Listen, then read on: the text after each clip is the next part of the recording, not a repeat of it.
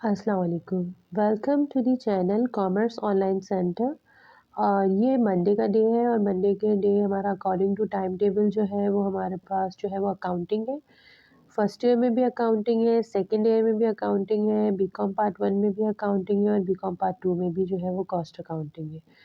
तो इस वक्त जो है स्टार्टिंग हमारी बेस से चल रही थी कि बेस क्या है और बेस को किस तरह हम एक्सप्लेन कर रहे थे। फर्स्ट ईयर है तो यही लेक्चर यहाँ पे देखें फर्स्ट ईयर कॉमर्स और बीकॉम पार्ट 1 के लिए लिखा गया है। वो इस वजह से लिखा गया है क्योंकि बेस तो देखें उनकी भी वही बनेगी, ज़ाहिर है। आपको लास्ट टाइम भी बताया था कि कुछ स्टूडेंट्स जो होते हैं जो मैट्रिक कर कर आते हैं तो उनके लिए जो है वो फर्स्ट ईयर जो है वो फर्स्ट एक्सपीरियंस होता है, क्योंकि वो कुछ का बैकग्राउंड जो है वो कंप्यूटर साइंस से होता है, कुछ का जो है वो बायो से होता है, कुछ का जो है वो आर्ट से होता है, तो वो तो बिल्कुल ही न्यू होता है। उसके अलावा जो जब बीकॉम कर रहे होते हैं कुछ स्टूडेंट्स तो उनका भी बिल्कुल न्यू होता है, क्योंकि कुछ जो है वो इंजीनियरिंग से आते हैं, कुछ जो होते हैं वो मेडिकल से आते हैं और कुछ जो होते हैं वो आर्ट से आते हैं। तो इसीलिए ये जो है कॉमर्स वाले काफ़ी चीज़ें जानते हैं वो भूल जाते हैं, तो दोबारा रिवीजन कराया जाता है। इसलिए दोनों की बेस सेम है, तो एक ही बार हम उसको स्टडी करेंगे फिर इंशाल्लाह डायरेक्ट टॉपिक पे आएँगे। इसमें भी काफ़ी चीज़ें सिमिलर हैं, तो वो सिमिलर एक ही वीडियो बनेगी। तो टॉपिक पे देख लेते हैं क्या है। सबसे पहले देखिए फर्स्ट ईयर अकाउंट्स है और ये बीकॉम में भी यही अकाउंटिंग है। सबसे पहले बेसिक कॉन्सेप्ट हम देख रहे हैं ना, बेसिक्स ऑफ अकाउंटिंग। तो डेफिनेशन पे आ जाएँ। आज हम देखेंगे, हमने लास्ट टाइम देखा था कि बिज़नेस क्या है, कॉमर्स क्या है, कॉमर्स की कितनी बिज़नेस की कितनी टाइप्स हैं, by nature, types of business, by ownership. ये सब चीज़ें जो हमने स्टडी की थी वो हमने लास्ट लेक्चर में की थी, उसी का पार्ट 2 है ये। अब इसमें देखिए क्या है, सबसे पहले हमारे पास दिया हुआ है definition of accounting. Accounting is an art of recording, classifying, summarizing, interpreting monetary transactions of a business in chronological order. तो ये डेफिनेशन है, accounting is an art of recording, classifying, summarising, interpreting monetary transactions of a business in chronological order. देखिए ये definition के according हम देखेंगे कि हमारे पास अकाउंटिंग होती क्या है बेसिकली। तो देखिए सबसे कह रहे हैं अकाउंटिंग जो है वो एक आर्ट है, ठीक है। आर्ट जो भी आर्ट होता है जिसके तहत हम रिकॉर्ड करते हैं, क्लासिफाई करते हैं, समराइज़ करते हैं, इंटरप्रीटिंग करते हैं और जो मॉनेटरी ट्रांजैक्शंस होती हैं बिज़नेस के अंदर और उसको फिर क्रोनोलॉजिकली ऑर्डर कर देते हैं, ठीक है। अब एक-एक वर्ड को एक्सप्लेन करके फिर हम देखेंगे कि ओवरऑल डेफिनेशन है क्या। सबसे पहले देखिए हमारे पास एक वर्ड है ट्रांज़ैक्शन, जो कि यूज़ हुआ है आपकी डेफिनेशन के अंदर। अब देखते हैं ट्रांज़ैक्शन होता क्या है। देखिए transaction means exchange of value. अब 2 तरह की ट्रांज़ैक्शन होती है, एक कैश और एक आपके पास क्रेडिट ट्रांज़ैक्शन। मतलब एक्सचेंज ऑफ वैल्यू, आप किसी शॉपकीपर के पास गए, आपने उससे कहा कि ये जो है ये मुझे पेंसिल दे दो और इसके बदले में जो है ना मैं पैसे दे रहा हूँ तुम्हें। तो उसने आपको अपनी पेंसिल दे दी, आपने उसको पैसे दे दिए, तो ये एक्सचेंज हो गई ना वैल्यू।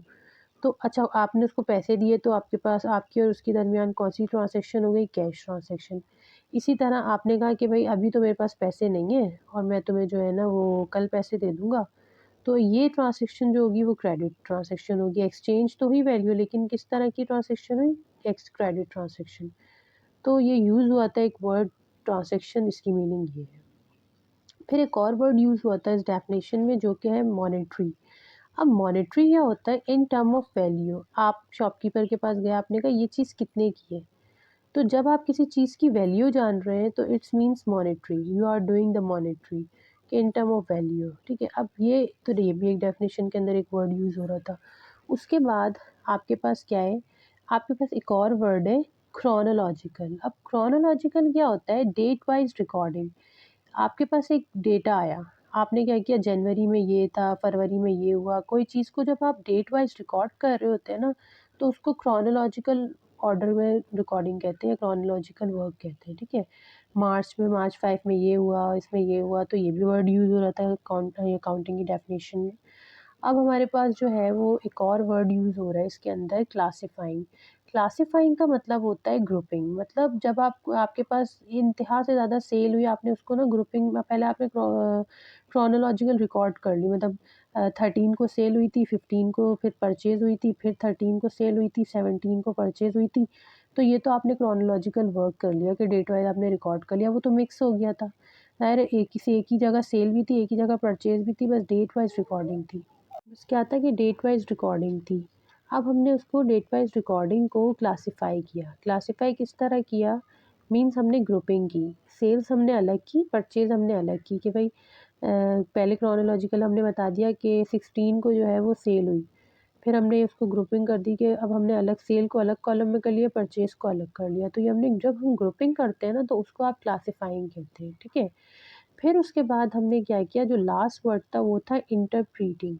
इंटरप्रीटिंग का मतलब होता है कंप्लीट पिक्चर ऑफ एक्सप्लेनेशन, मतलब हमने ये तमाम काम जो किया, सेल हुई, परचेज़ हुई और आखिर में सेल परचेज़ के नतीजे में हमें देखना है भाई टोटल हमें इतना प्रॉफ़िट हुआ या हमें लॉस हुआ। ये तमाम जो हम वज़ाहत पेश करते हैं, इस वज़ाहत को जो है वो इंटरप्रीटिंग कहते हैं। अब हम डेफ़िनिशन पे आ जाते हैं।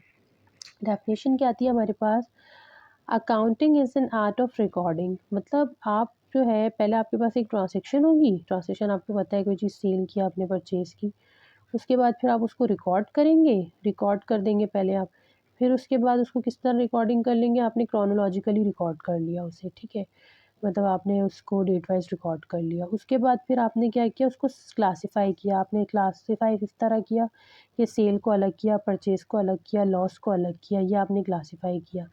फिर आपने क्या किया, उसको समराइज़ किया, मतलब हमने जो है देखा कि भाई ये चीज़ ऐसे हो रही है, ये चीज़ वैसे हो रही है। फिर लास्ट में जब हमने ये सारा प्रोसेस कर लिया तो लास्ट में हम इस सब की इंटरप्रेटिंग करेंगे कि ये तमाम प्रोसेस के बाद हमें क्या लॉस हो रहा है या प्रॉफ़िट हो रहा है। तो ये सारा काम जो है बेसिकली अकाउंटिंग में होता है, इट्स कॉल्ड अकाउंटिंग। उम्मीद है कि आपको कंप्लीट समझ आ गया होगा कि क्या डेफ़िनेशन है अकाउंटिंग की। मज़ीद इंशाल्लाह और एक्सप्लेनेशन हम देखेंगे क्या है। अब हमारे पास होते हैं, ये तो हमने अकाउंट्स पढ़ लिया, फिर हमारे पास है हेड्स ऑफ़ अकाउंट्स। अब हेड्स ऑफ़ अकाउंट्स या फिर आप इसको कह सकते हैं काइंड्स ऑफ़ अकाउंट्स जो होते हैं वो 5 होते हैं, जो बहुत मोस्ट इम्पोर्टेंट होते हैं। इसी पर तमाम अकाउंटिंग जो है वो बेस कर रही होती है। तो क्या है, अब हमारे पास होते हैं, ये तो हमने अकाउंट्स पढ़ लिया, फिर हमारे पास है हेड्स ऑफ़ अकाउंट्स। अब हेड्स ऑफ़ अकाउंट्स या फिर आप इसको कह सकते हैं काइंड्स ऑफ़ अकाउंट्स जो होते हैं वो 5 होते हैं, जो बहुत मोस्ट इम्पॉर्टेंट होते हैं। इसी पर तमाम अकाउंटिंग जो है वो बेस कर रही होती है। The first one here we have assets, liabilities, owners equity, revenue, income, expense. मज़ीद इसकी जो एक्सप्लेनेशन है वो इंशाल्लाह नेक्स्ट लेक्चर में करेंगे और आपको बताएँगे कि ये हेड्स क्या होते हैं और उसके बाद ही आपको अकाउंटिंग की कंप्लीट जो है वो एक्सप्लेनेशन होगी। Thank you very much. अल्लाह हाफ़िज़।